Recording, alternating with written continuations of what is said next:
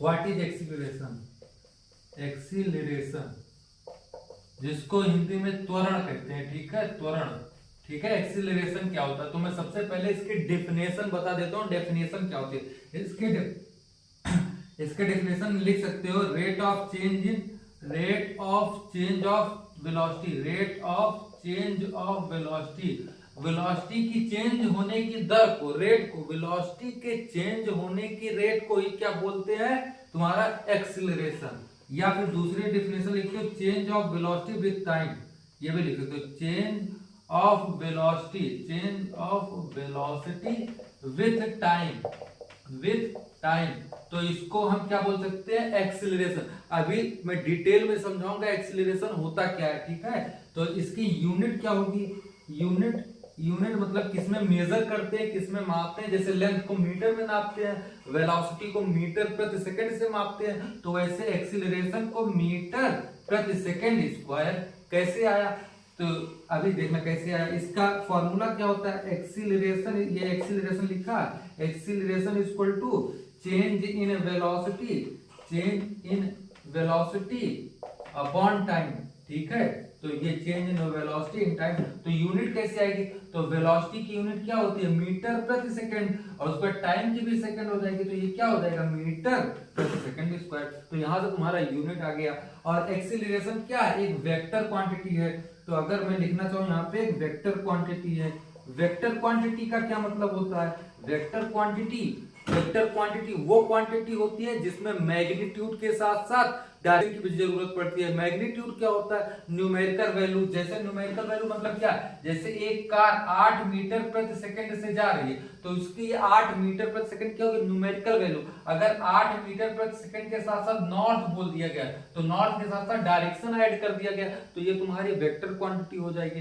तो अगर numerical value के साथ साथ डायरेक्शन भी मेंशन कर दिया जाए तो वो वेक्टर क्वांटिटी हो जाती है। तो एक्सीलरेशन भी तुम्हारा क्या है, वेक्टर क्वांटिटी है। स्पीड क्या था तुम्हारा, पिछले लेक्चर में बताया था, स्पीड तुम्हारा स्केलर क्वांटिटी है, और वेलोसिटी क्या है, वेक्टर क्वांटिटी है, ठीक है।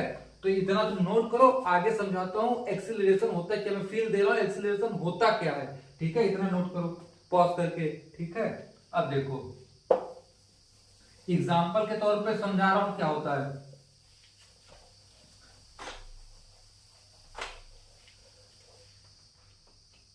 एग्जाम्पल के तौर पे समझो क्या होता है। एग्जाम्पल के तौर पे देखो, एग्जाम्पल के तौर पे दो एग्जाम्पल के देखो समझा रहा हूं, एग्जाम्पल 1 और एक एग्जाम्पल 2, ठीक है।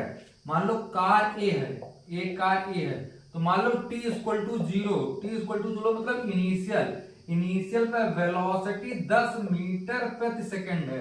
इनिशियल मतलब t इक्वल टू जीरो पे 10 है, उसके बाद t इक्वल टू मान लो 10 पे 10 सेकंड, मान लो इतना 10 सेकंड टोटल लगा वहां तक जाने में, ठीक है, 10 सेकंड लगा, ठीक है। t इक्वल टू जीरो पे इनिशियल पोजीशन, इसको t इक्वल टू जीरो जब होता है तो उसको इनिशियल बोलते हैं, और फाइनल t इक्वल टू 10 पे मान लो 40 मीटर प्रति सेकंड है, तो 40 मीटर प्रति सेकंड इनिशियल मतलब t इक्वल टू जीरो पे वेलोसिटी 10 मीटर प्रति सेकंड है, t इक्वल टू 10 सेकंड पे 40 मीटर प्रति सेकंड है।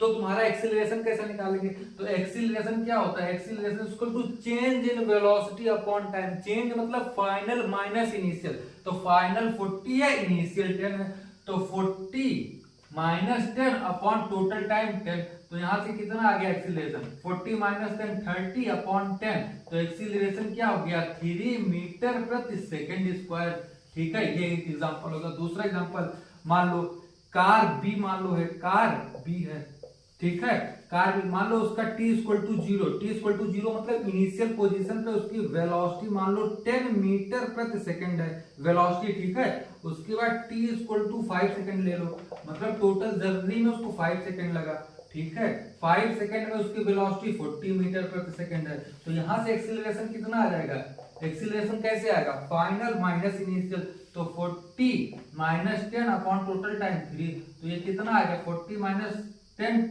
30 अपॉन 5, एक्सीलरेशन क्या हो गया 6 मीटर प्रति सेकंड स्क्वायर। तो ये तुम्हारा एक्सीलरेशन कितना आया 6 मीटर प्रति सेकंड आया, इस केस में आया, और 3 मीटर प्रति सेकंड स्क्वायर इस केस में आया। अब इसका मतलब क्या हुआ, इसका मतलब क्या हुआ, अब देखो इसका मतलब हुआ कि 1 सेकंड में 3 मीटर प्रति सेकंड से वेलोसिटी बढ़ेगी। 3 मीटर प्रति सेकंड, ये बात समझने वाली है, ये बात अच्छे से सुनना। एक्सीलरेशन अगर बोला गया है कि एक्सीलरेशन 3 मीटर प्रति सेकंड स्क्वायर है, तो इसका मतलब क्या हुआ, इसका मतलब हुआ कि 1 सेकंड में वेलोसिटी 3 मीटर प्रति सेकंड से बढ़ेगी।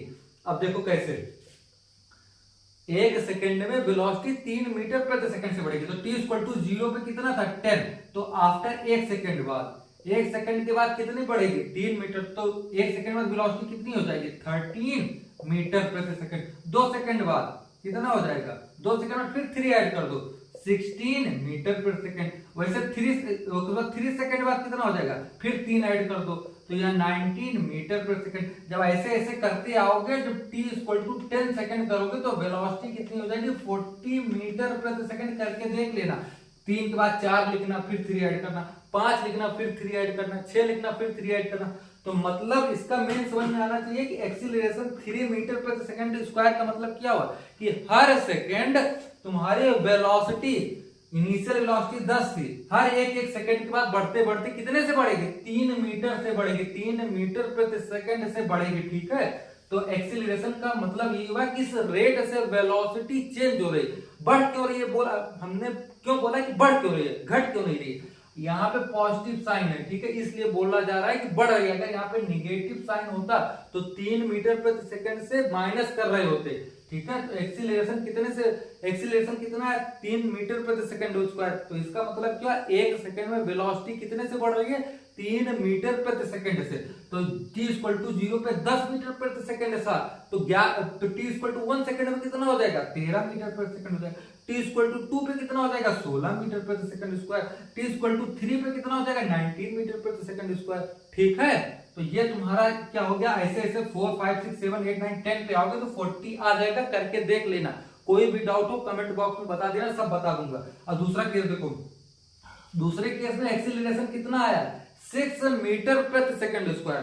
तो इसका मतलब क्या हुआ कि 1 सेकंड में वेलोसिटी कितने से बढ़ेगी 6 मीटर प्रति सेकंड से बढ़ेगी। 1 सेकंड में वेलोसिटी 6 मीटर प्रति सेकंड से बढ़ेगी। तो t इक्वल टू 0 पे 10 था, तो t इक्वल टू 1 सेकंड में कितना हो जाएगा, कितने से बढ़ेगी, कितने से बढ़ेगी 6 से बढ़ेगी। तो कितना हो जाएगा वेलोसिटी 16 मीटर प्रति सेकंड हो जाएगा t इक्वल टू 1। वैसे t इक्वल टू 2 सेकंड पे, t इक्वल टू 2 सेकंड में फिर 6 ऐड कर देंगे, तो t इक्वल टू 1 पे 16 था, तो t इक्वल टू 2 पे कितना हो जाएगा 22 मीटर प्रति सेकंड हो जाएगा वेलोसिटी। ठीक है, वैसे t इक्वल टू जब 5 पे पहुंचोगे तो 40 आ जाएगा। करके देख लेना, t मतलब यहाँ हुआ कि 1 सेकंड में 6 मीटर प्रति सेकंड से वेलोसिटी बढ़ती है। तुम ये घर पे ट्राई कर लेना एक एक बार करके। t इक्वल टू 0 पे 10 दिए हैं, तो t इक्वल टू 1 पे 3 बढ़ाना, 2 पे 3 बढ़ाना, 3 पे 3 बढ़ाना, 4 पे 3 बढ़ाना, 5 पे, ऐसे बढ़ा के जब 10 पे पहुंचोगे तो देखना 40 ही वापस आ जाएगा। ठीक है, तो एक्सीलरेशन का मतलब क्या हुआ कि हर सेकंड में वेलोसिटी कितने से बढ़ रही है। अगर यहाँ पे प्लस है तो अगर ये माइनस हुआ तो हर सेकंड कितने से घट रही है, उसका भी एग्जांपल समझा दे रहा हूं। ये हो गया तुम्हारा। अब देखना, देखो घटने वाला कैसे होगा।